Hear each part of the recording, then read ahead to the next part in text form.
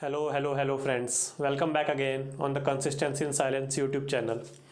In the previous class, we have covered our parliamentary presidential comparison, our written unwritten comparison, our federal versus unitary comparison, and also we have discussed something about federal system. Now in today's class, we will be dealing with our next chapter. Inside the whole topic of parliament only, we are dealing with all these various provisions. So in today's class, we will be diving in this word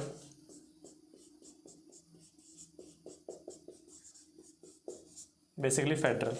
And what is the topic name? We have center state relations. So in this center state relations, the main crux is federalism. As India is a federal country, it means there is a division of powers. Which powers? Administrative powers, legislative powers, financial powers between the center as well as all the states. So this is called federal. I have told you in previous classes. Mind you, I haven't talked about division of judicial powers. It means judiciary is integrated on the soils of India, unlike the West, unlike the USA. In USA, I have told you all these things. In USA, there is a Supreme Court of USA as well as Supreme Court of each state. And there is no hierarchy of courts. It means Supreme Court of USA has its separate jurisdiction. Supreme Court of the states have their own supreme jurisdiction. Whereas in India, there is a hierarchy of the courts. It means the lower courts or the district courts, then above them is the High Court, then the one and only Sarvoch Nyayalaya, the Supreme Court. Hindi बोलने में थोड़ी सी problem हो जाती है, क्यों? Last time 8th में पढ़ी थी हमने. So yes, this was the main prelim point. If there is a word mentioned, judicial powers also comes under federal scheme. It means there is a division of judicial powers also between the center and the state. So it is an incorrect statement. So कौन सी है? Administrative, then legislative and financial. So under these three heads, we will be covering our center state relations. The first head that we will be covering today's class.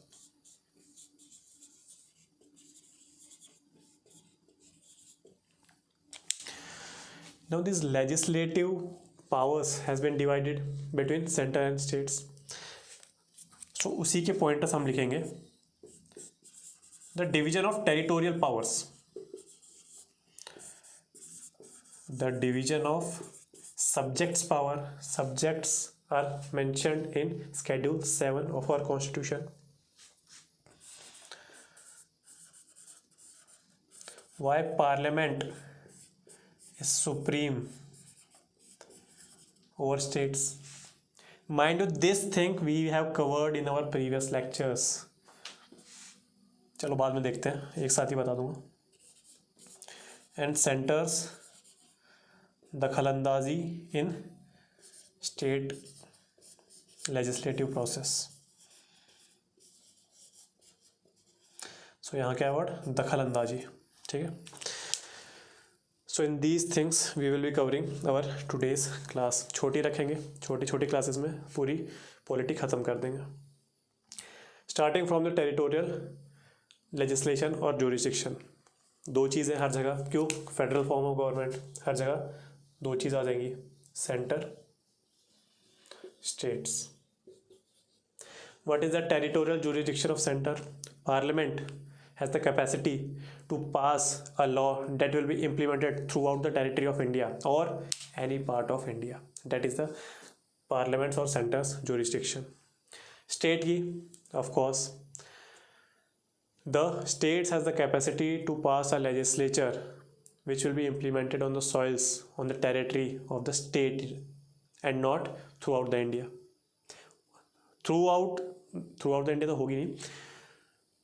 Through the state, implemented through the state or any part of the state. तो वही line वापस repeat हो जाती है. So ये है territorial jurisdiction. But एक चीज़ है, what about extra territorial jurisdiction? What about this thing? What do you mean by extra territorial jurisdiction? It means away from the territory of India in the foreign countries. If there are citizens residing there, at the end of the day, they are citizens of India only. It means Indian laws and Qanun will be implemented on those people. So who has the power to make this extra territorial jurisdiction? It is none other than our parliament and not the state legislatures. So this is prelims oriented fact.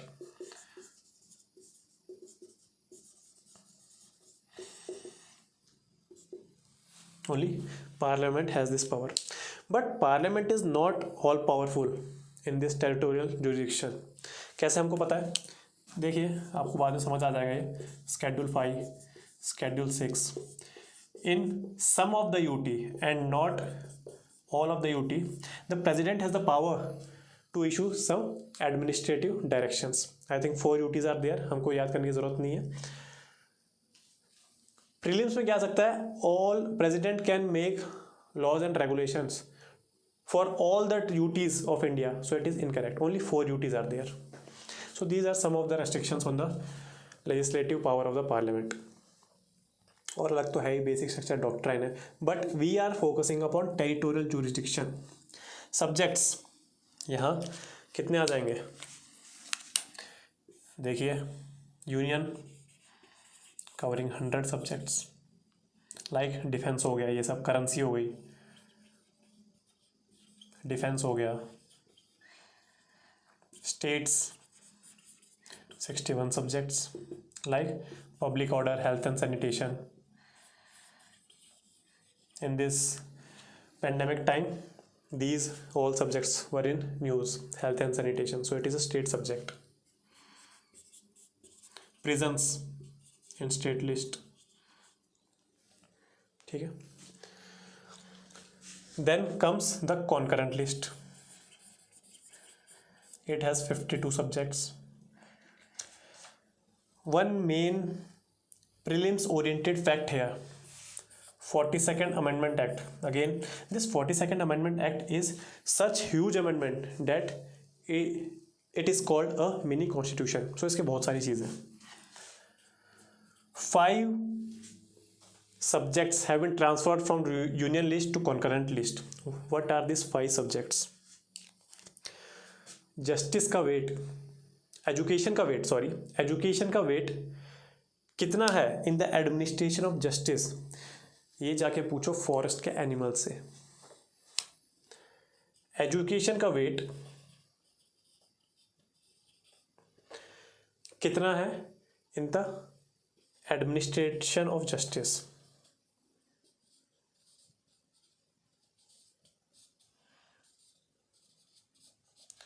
ये जाके पूछो किससे? Forest में animal से. सो मैंने तो ऐसे याद किया है, आप देख लीजिए आपको कैसे याद करना है. आप यहाँ देख पा रहे हैं कौन से 5 सब्जेक्ट्स हैं, और ये सब आपको ज़्यादातर मेंस में लिखना नहीं होगा, आपको प्रीलिम्स में लिखना होगा, तो इसके आगे वो खुद ही जोड़ देंगे. Education, weights and measures, administration of justice, protecting forest, conserving animals and wildlife. So all this things they will add on. One more thing is left, residual powers. और हम सबको पता है ये किसके पास है? सेंटर और parliament. In the concurrent list it means center as well as states both has the capacity to make a law in these subjects, concurrent subjects. कौन कौन से? अभी तो बताया मैंने. 42nd Amendment Act transferred these 5 subjects from union to the concurrent list. So these are concurrent subjects: education, weights and measure, administration of justice, protecting forest, conserving animals and wildlife. Understood? Both has the capability to make a rule on these subjects that are mentioned in concurrent list. But if state has its law on this subject, concurrent subject, and simultaneously union has also passed a law on that particular subject, so there is a supremacy of law of union over states. Understood? तो ये चीज़ है। और इनकी फिर prioritisation कैसे हो जाएगी, सबसे बड़ा रूल है यूनियन का, उससे बड़ा रूल है कॉन्करेंट लिस्ट का, उससे बड़ा है स्टेट का। अंडरस्टूड। ये सारी जो डिवीज़न है सब्जेक्ट्स का, ये हमने कहाँ से उठाया, क्या आपको याद है? प्रीवियस क्लासेस देख रहे हो आप, गवर्नमेंट ऑफ इंडिया एक्ट 1935 से। And at that period of time residual powers और residuary powers have been given to governor general. So we have covered the subjects part.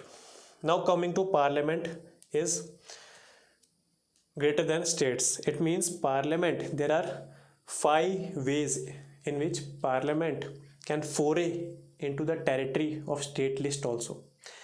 In this state list also, the list is not exclusive for the states.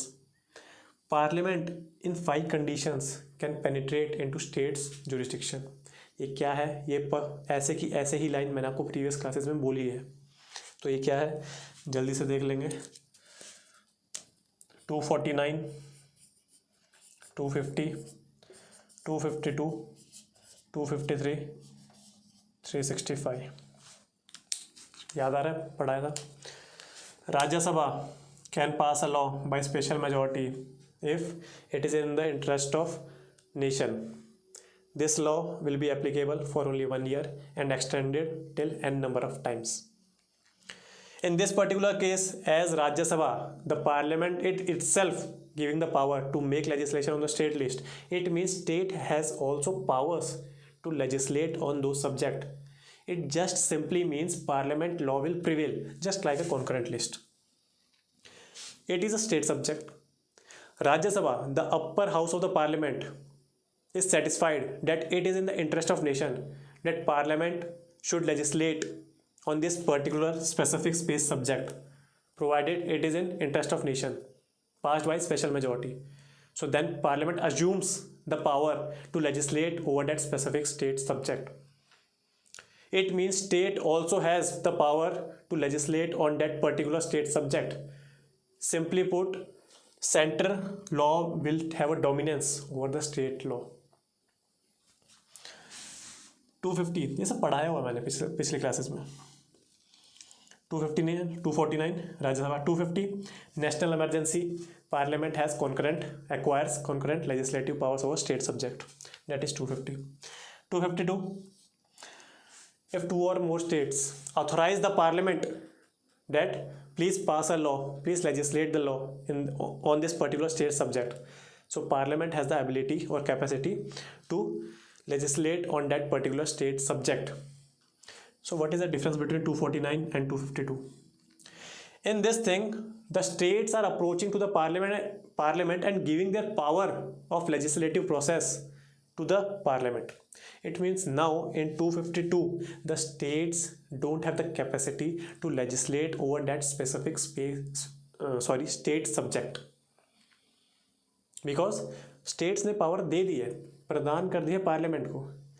और इसमें दूसरी चीज़ मैंने बहुत important क्या बताई थी, states आएंगे अपनी मर्जी से कि भाई हमसे ये चीज़ नहीं बन रही, आप बना लो. तो जो 2 और 3 स्टेट्स आए हैं वो आएंगे अपनी मर्जी से कि आप बना लो. वो बैठेंगे, लॉ बना रहे हैं, इम्प्लीमेंट अच्छा हो रहा है. स्टेट्स बोलेंगे अच्छा भाई, we are satisfied by your law, now give us the copy of the law and we will go back to our states. Parliament बोलेगी ऐसा नहीं, आए तुम अपनी मर्जी से, पर जब मैं बोलूँगा तभी जाओगे तुम. Understood? So it is the onus of the parliament whether to let go the states to their original jurisdiction or not. Understood? 253 for the implementation of international treaties, the parliament can or cannot have the consent of the states. Understood? 365 the president's rule. Parliament acquires all the powers of the state list wherever there is application of president's rule. These are all the features.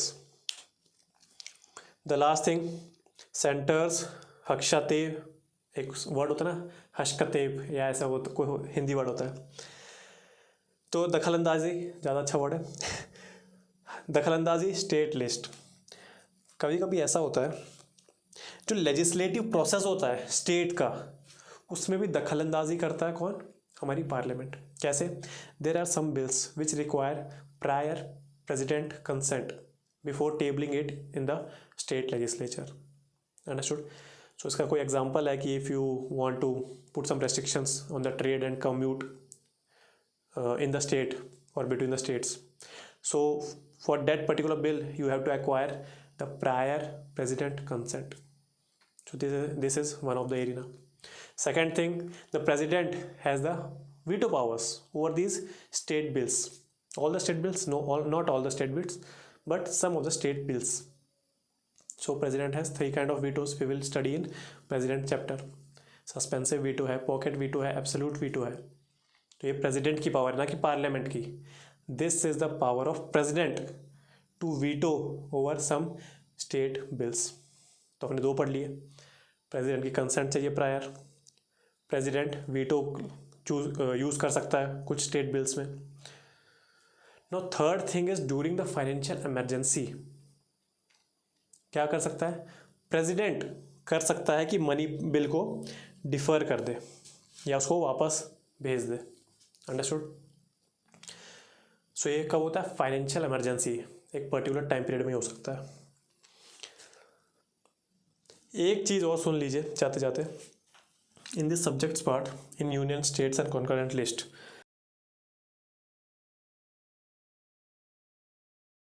The subjects which are of national importance and require uniformity, they will be included in union list.